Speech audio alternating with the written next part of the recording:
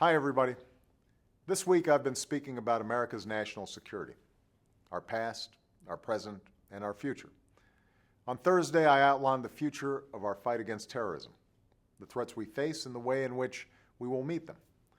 On Friday, I went to Annapolis to celebrate the extraordinary young men and women of the United States Naval Academy's class of 2013, the sailors and Marines who will not only lead that fight, but who will lead our country for decades to come. And on Monday, we celebrate Memorial Day.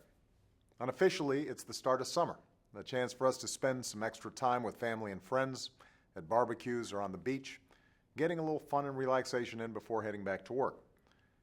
It's also a day on which we set aside some time on our own or with our families to honor and remember all the men and women who have given their lives in service to this country we love. They are heroes, each and every one. They gave America the most precious thing they had, the last full measure of devotion. And because they did, we are who we are today, a free and prosperous nation, the greatest in the world.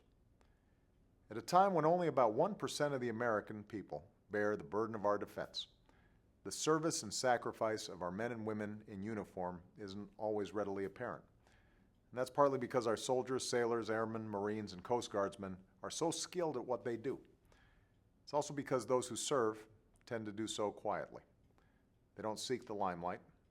They don't serve for our admiration or even our gratitude. They risk their lives, and many give their lives, for something larger than themselves or any of us, the ideals of liberty and justice that make America a beacon of hope for the world.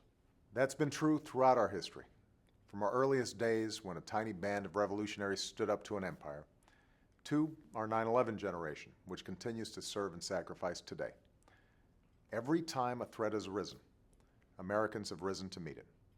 And because of that courage, that willingness to fight and even die, America endures.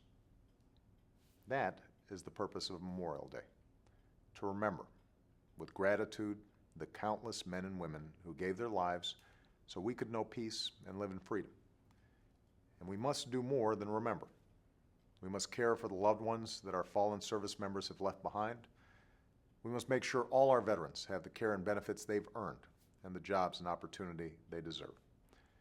We must be there for the military families whose loved ones are in harm's way, for they serve as well. And above all, we must make sure that the men and women of our armed forces have the support they need to achieve their missions safely at home and abroad. The young men and women I met at the Naval Academy this week know the meaning of service. They've studied the heroes of our history. They've chosen to follow in their footsteps, to stand their watch, man a ship, lead a platoon. They are doing their part, and each of us must do ours. So this weekend, as we commemorate Memorial Day, I ask you to hold all our fallen heroes in your hearts, and every day, let's work together to preserve what their sacrifices achieved, to make our country even stronger, even more fair, even more free. That's our mission. It's our obligation, and it is our privilege as the heirs of those who came before us and as citizens of the United States of America. Thanks.